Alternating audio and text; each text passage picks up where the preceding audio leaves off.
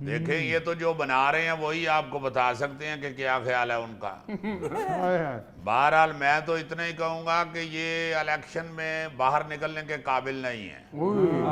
ये इंशाल्लाह किसी को मुंह नहीं दिखा सकेंगे। इनकी फरीद साहब हालत बिल्कुल ऐसी है जैसे कोई फैमिली नानी के घर जा रही हो और जो मैट्रिक में फेल हुआ बच्चा होता है वो कहता है मैनू बुखार है, मैं नहीं जाना। नाज़रीन, आज गुफ्तगू का आगाज़ कर रहे हैं साबिक़ वफाकी वज़ीर और अवामी मुस्लिम लीग के सरबराह शेख रशीद अहमद साहब की गुफ्तगू से। अस्सलाम वालेकुम शेख साहब, कौमी असम्बली तहलील हो गई है, कैसा महसूस कर रहे हैं? वालेकुम अस्सलाम फरीद साहब, क्या हाल है जनाब? आपका खैरियत है? बिल्कुल ठीक ठाक शेख साहब, आप अपनी सुनाइए। बहुत शुक्रिया, बहुत शुक्रिया। बस ये हुकूमत जाने की खुशी जो है वो तो सभी को है, आप लोगों को भी मुबारक हो कि इस गरीब दुश्मन हुकूमत से जान छूट गई है। और इसकी खुशी तो ऐसी है जैसे डरौने ख्वाब के दौरान एकदम आंख खुल जाती है। आप ख्वाब देख रहे होते हैं ना कि गर्दन को चाम चिड़िक चिंबड़ गई है और इससे पहले कि वो खून चूसना शुरू करे और एकदम आपकी आंख खुल जाए तो खुशी होती है। या आप किसी को 7वीं 8वीं मंजिल से गिरें और जमीन से लगने से पहले ही आपकी आंख खुल जाए, उस तरह की खुशी है। मैं समझता हूँ आप सबको मुबारक हो। ऐसे लग रहा था जैसे हुकूमत नहीं, इवल डेड पार्ट 2 चल रही है। माफी चाहता हूँ शेख साहब, ये हुकूमत आपको गरीब दुश्मन कहती है, ये आप इनको गरीब दुश्मन कहते हैं, तो गरीब का दोस्त कौन होगा? आपको मेरा ख्याल है ये एहसास इसलिए हुआ है कि मैंने ख्वाब में चाम चिड़िक का जिक्र किया है। तो ये आपका नहीं, दूसरी चाम चिड़िक का मैं जिक्र कर रहा हूँ। मैं इसलिए बोला नहीं, मैं क्या चाम चिड़िक का जिक्र चल रहा, मैं बोला ही नहीं। बहुत शुक्रिया आपका गौरी साहब। ये सारी दुनिया जानती है कि किसकी हुकूमत जो है वो चाम चिड़िक वाली थी और किसकी हुकूमत अल्लाह के फजल से आवाम को रिलीफ देती रही है। वाह, बिल्कुल, ये तो सभी जानते हैं। हाँ। बहरहाल आप सबको बड़ी बड़ी मुबारक हो। फरीद साहब, आप आधा किलो बदाना मंगा के अपने दोस्तों में तकसीम कर दें। शेख साहब बताना, कोई अच्छी सी दुकान से मिठाई मंगवाए। देखें, मैं देसी सा कल्चरल आदमी हूँ, मैं महल्ले की चीज़ों पे यकीन रखता हूँ। तो मैं तो अभी भी दही से मलाई उतार के खाने का बड़ा शौकीन हूँ। शेख साहब हुकूमत गई है, तुसी बताना इंज मंगांडे जिवें मुंडा साइकिल तो डिग के बच गया होंदा। ये ऐसी सिचुएशन है गौरी साहब, ये साइकिल से गिर के ही बचने वाली बात है। चले शेख साहब, आपने तो ये भी कहा है कि शहबाज शरीफ साहब ने तकरीरों, तारीफों और तस्वीरों के अलावा और कुछ नहीं किया। चलें आप इसमें थोड़ा सा इजाफा कर लें, उसने 3436 दफा उंगली को भी हिलाया है। शेख साहब तुसी गिनन दे दो। शेख हो और गिनती पूरी ना करे, ये कैसे हो सकता है? शहबाज शरीफ ने आनियों जानियों, फर्जी कहानियों और बेतुकी कारस्तानियों के अलावा मैं समझता हूँ और कुछ नहीं किया। आखिरी हफ्ते में फरीद साहब कानून की लूट सेल भी इन लोगों ने लगाई है।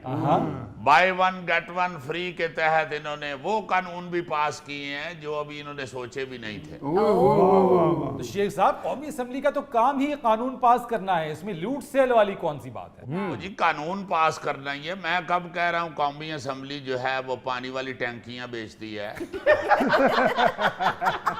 मगर इस तरह अन्य वाह जो कानून पास हुए हैं वो कैसे आप सोच सकते हैं कि सारे ठीक हुए होंगे? वो इक्का दुक्का कानून उसमें चले ठीक भी इन्होंने पास किया होगा, बाकी सारे इन्होंने अपने फायदे के लिए पास किए। शेख साहब, बहरहाल ये आपके गिले शिकवे हैं, मगर वजीर आजम मियां शहबाज शरीफ साहब ने तो ये कहा है कि ये 16 माह मुश्किल तरीन थे और 38 साल उनके सियासी कैरियर में इतना मुश्किल तरीन उन्होंने वक्त नहीं देखा। देखें, ये तो उनका ख्याल है ना, जो उनका दौरे इक़्तिदार रहा है इससे कड़ा वक्त अवाम ने भी कोई नहीं देखा। अब अवाम इनका असली चेहरा देख चुकी है फरीद साहब।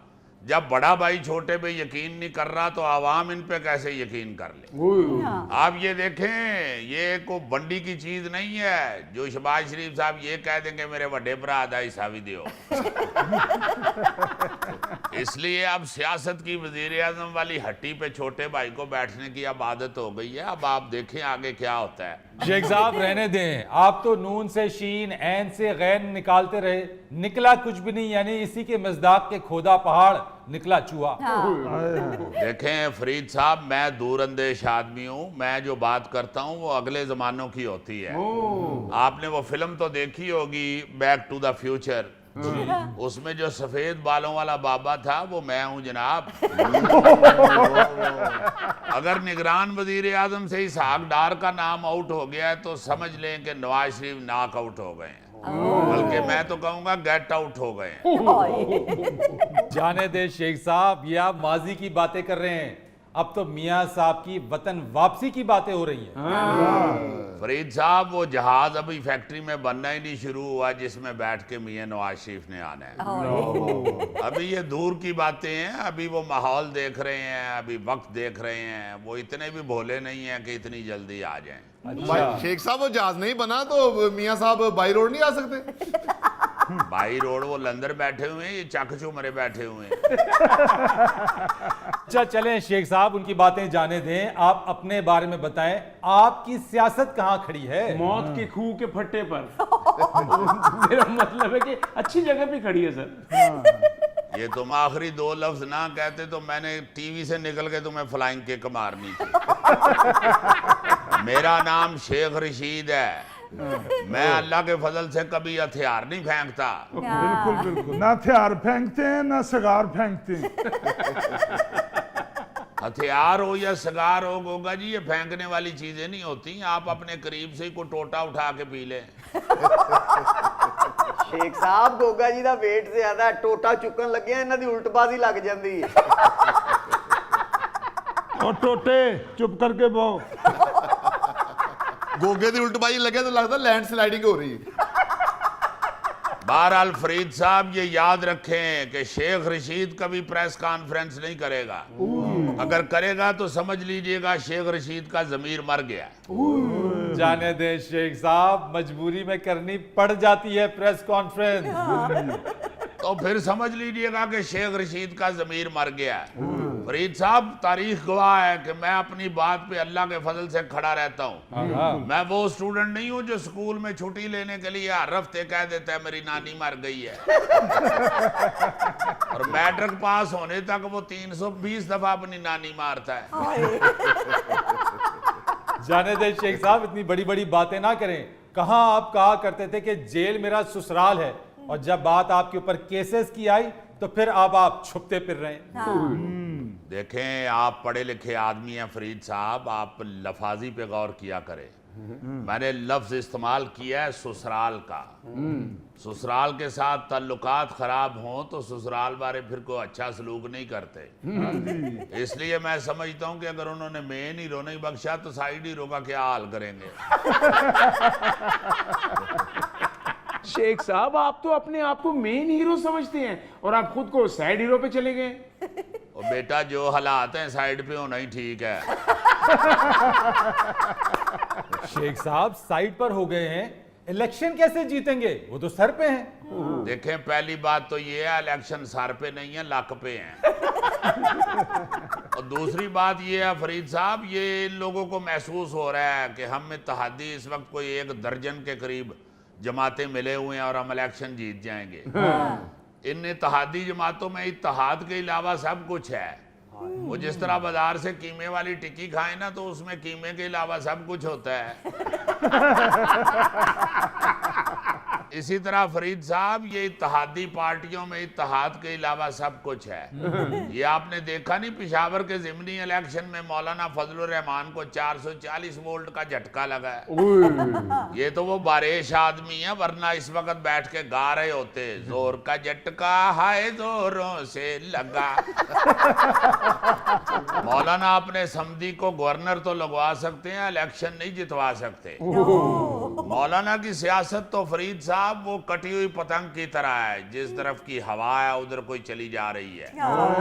अंजाम क्या है? किसी दरख्त की सबसे ऊंची वाली टहनी के ऊपर अड़ के फट जाना। शेख साहब, फिलहाल आपके इत्तेहाद की सियासत भी कटी हुई पतंग की तरह है। पहली बात तो ये है गौरी साहब कि आपका घर बनाए हुए गुड्डे जैसा मुंह है, जिसकी एक आंख बड़ी और एक छोटी होती है, और वो बुरा इसलिए लग रहा होता है कि उड़ सही रहा होता है।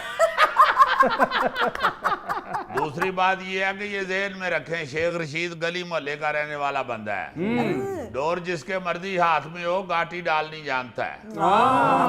ਸ਼ੇਖ ਸਾਹਿਬ ਮੈਂ ਤੁਹਾਡਾ ਫੈਨ ਆ, ਤੁਸੀਂ ਮੇਰੀ ਅੱਖ ਹੀ ਵੱਡੀ ਛੋਟੀ ਕਰਤੀ। ਆ ਤੁਹਾਨੂੰ ਫਾਫਾ ਗੁੱਡਾ ਨਹੀਂ ਨਜ਼ਰ ਆਉਣ ਡਿਆ, ਜਿਹੜਾ ਪਹਿਲੀ ਵਾਰੀ ਡੋਰ ਖਿੱਚੋ ਤੇ ਪਾੜ ਜਾਂਦਾ ਹੈ, ਤੇ ਜੇ ਕਿਤੇ ਉੱਡ ਪਵੇ ਤੇ ਫਿਰ ਮਾੜੇ ਮੋਟੇ ਜ਼ੁਲਫੀ ਵਰਗੇ ਨੂੰ ਉਡਾਉਣ ਵਾਲੇ ਨੂੰ ਨਾਲ ਹੀ ਉਡਾ ਕੇ ਲੈ ਜਾਂਦੇ। शेख साहब, निगरान हुकूमत बनने जा रही है, क्या ख्याल है इस बारे में आपका? देखें, ये तो जो बना रहे हैं वही आपको बता सकते हैं कि क्या ख्याल है उनका। हाय हाय। बहरहाल मैं तो इतना ही कहूंगा कि ये इलेक्शन में बाहर निकलने के काबिल नहीं है। ये इंशाल्लाह किसी को मुंह नहीं दिखा सकेंगे। इनकी फरीद साहब हालत बिल्कुल ऐसी है जैसे कोई फैमिली नानी के घर जा रही हो और जो मैट्रिक में फेल हुआ बच्चा होता है वो कहता है मैनू बुखार है, मैं नहीं जाना। अगर सारे जोर लगाएं तो वो कहता है तुसी चलो, मैं तेरे पीछे पीछे आ रहा, क्योंकि उसे पता होता है नानी ने जान दिया सब तो पहली गाली ये करनी है, उतरे या फिर फेल हो गए हैं। नाज़रीन,